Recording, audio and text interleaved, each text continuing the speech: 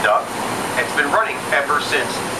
Now, when you go further, pushing forward, you'll see Faneuil Hall momentarily. When we get out from behind these trees, you'll see the gold dome on top first, on your left, and you'll see the building under it. But behind it is what's called Faneuil Hall Marketplace and Quincy Market. They were completed in 1826, all for commerce. And today it's all retail, dining, and entertainment. Street performers all over. There's a few groups of them right here. There's a statue of Sam Adams in front of Faneuil Hall right there. And it was on that second floor of the Great Hall where all the debates took place. For the first time, the Declaration of Independence was read by the county sheriff, and it has been read since then, every single July 4th. Since then. And if you're getting off here, your trolley ticket will get you into the State House Museum at no cost. Run by the Boston Historical Society. Yeah. Thank you very much. About freaking museum, I don't care. I don't care.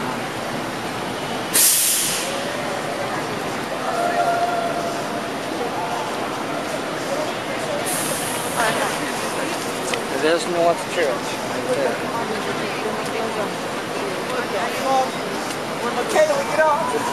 That's where Paul Revere put the lantern. Paul Revere put the lantern in. Who's Paul Revere?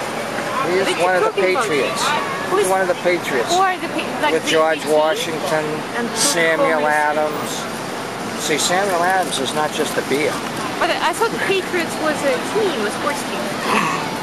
Patriots comes from the word, a patriot. Right. Patriot means... Yeah, I know what the patriot means, like as a word. It means Yeah. a person who likes their country. Yes, exactly. Yeah. Are you okay?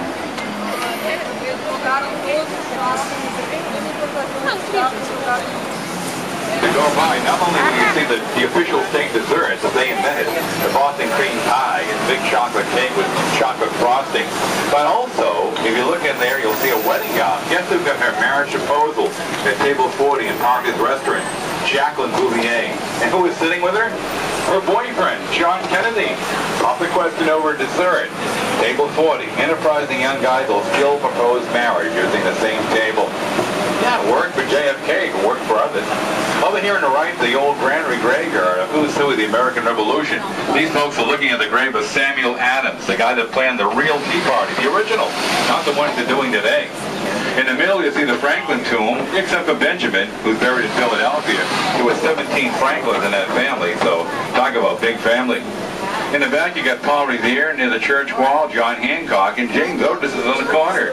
3 signers of the Declaration of Independence are in there. Now, you think they're digging up these graves, they're not. They're fixing them. A new walkway system because of an accident last year.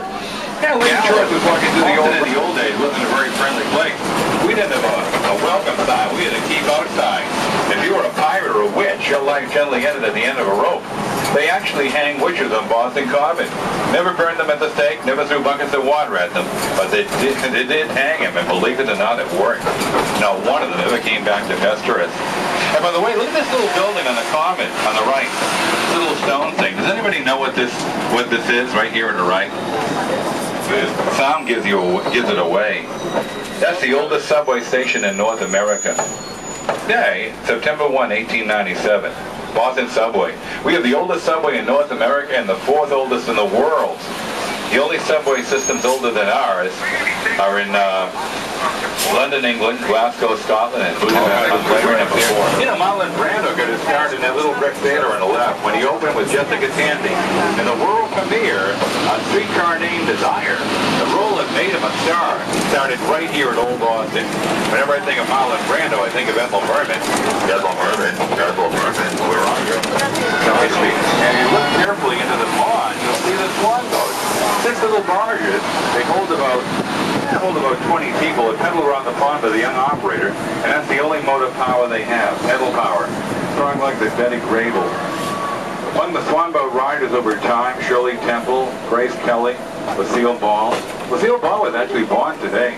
This is the anniversary of her birth. And look at I think there's probably a wedding going on here, because if you look here, there's a limo. There's a probably a wedding photography. Very, very popular for that alone. Yeah, Swan Boat, Elmwood Garden. Swan Boat's little barges, they hold 20 people, pedal around the pond by the young operator, and that's the only power they have. Yeah, they were here since the 1870s. And look, only before it, Boston Park Rangers have been on it here, and so look directly to your left. That's looking for it. Yeah, Swan Boat, Robert Paget and English Social that came up with the idea. Seen an opera in New York called Lohengrin, written by Richard Wagner. Got the idea from that. And look at the statue over here. I love the statue. Mother Duck, Mrs. Mallard, and great little duckling. Right there, take a look. Kids, they love to see the kids on the ducklings. Yeah, I mean, you hardly see the duckling. The kids are all over it. Yeah, it's the official children's story of the Commonwealth of Massachusetts. Every Boston bookstore has a copy. Been in about 30 printings, millions of copies out there. So if you want a great souvenir for the kids back home, check out the story. Make way for the duckling. This is a Boston Duck Tour thing. Of course, they got a clown driving it. So you think you're getting a serious tour from that guy? I don't think so. I gotta go around the corner here. Stop number 7's coming up. If anybody ever enjoyed the Cheers TV show, yeah, we're gonna stop outside the bar, go inside, hoist a cold one with Sam Malone. Maybe you gotta hit on Diane Chambers on number 7. You go. Anybody for number 7? Oh, they're gonna send another trolley, I think. There we are. Okay, be careful now. Oh yeah, Sam Malone. Hey, no. All right, on you go. Just like an average standard building height, Manson Road. In fact, they've made motion pictures here that was supposed to have been made in Paris, and nobody could tell the difference. King Panther 2 with Steve Martin, just one of many. These houses, by the way, are, well, they're all built on Motel chocolate. This is the most expensive street for shopping in New England, Newbury Street. Now look at the Sidewalk Cafe, just like in Paris. Restaurants moved to the sidewalk on May 1st, so just like in Paris. Newbury Street. Some of the hairstylists in Newbury Street will charge you $1,000 for a haircut. If you want something a little less expensive, try an $80 eyebrow cut. One of them will cut your eyebrows to look just like those of Angelina Jolie. Frescoes by John Lafarge, sculpture by Daniel Tressa French. It is amazing. Tours are available. And we're going to stop here because this is my stop number 8. Trinity Church, Copley Square, architectural heaven. Right beside us, like a giant mirror, so wave yourself as you go by, the John Hancock Tower, the tallest building in all of New England. And she got her own website, her own business card. She appears on Facebook. Click her up, walk around the Copley Square. Live in a 4-star hotel. I can't even do that myself. Over here on the right-hand side, the Boston Public Library. Beautiful building, it's Italian Renaissance, looks like a jewelry box.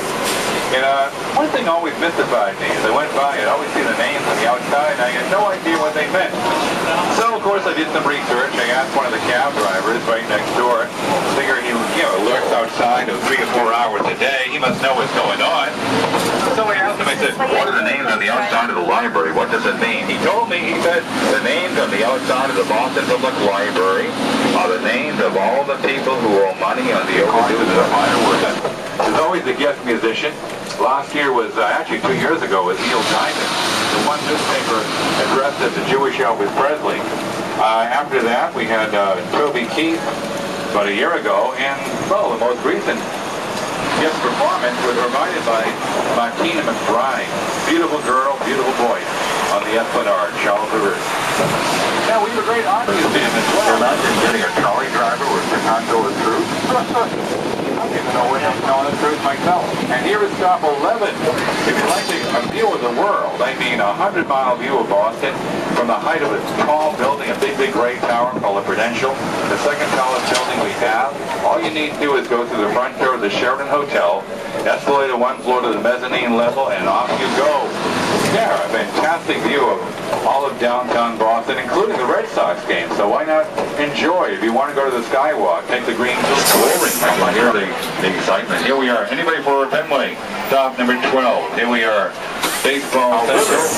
the Mushawamak, which translates into English as the Big River. And flows in the Atlantic Ocean on the far corner on the right. In fact, there's a dam there that backs up the river, so this big basin is artificially created for boating, sailboats, crew craft, whatever you want to do. And let's get some Charles River music here.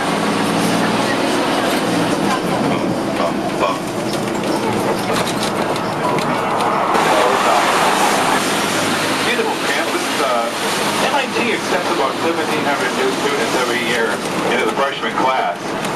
And they always announce these acceptances, and it's on the 25,000 serious applicants. They always announce the lucky few that are getting in here on March the 14th. Now, why would March the 14th be the day? There's 24/7, there he is right there. You can actually go to an MIT museum here where you can talk to a full-size robot called Kismet. And if that's not enough, if you want to go to Harvard, well, you're in Cambridge.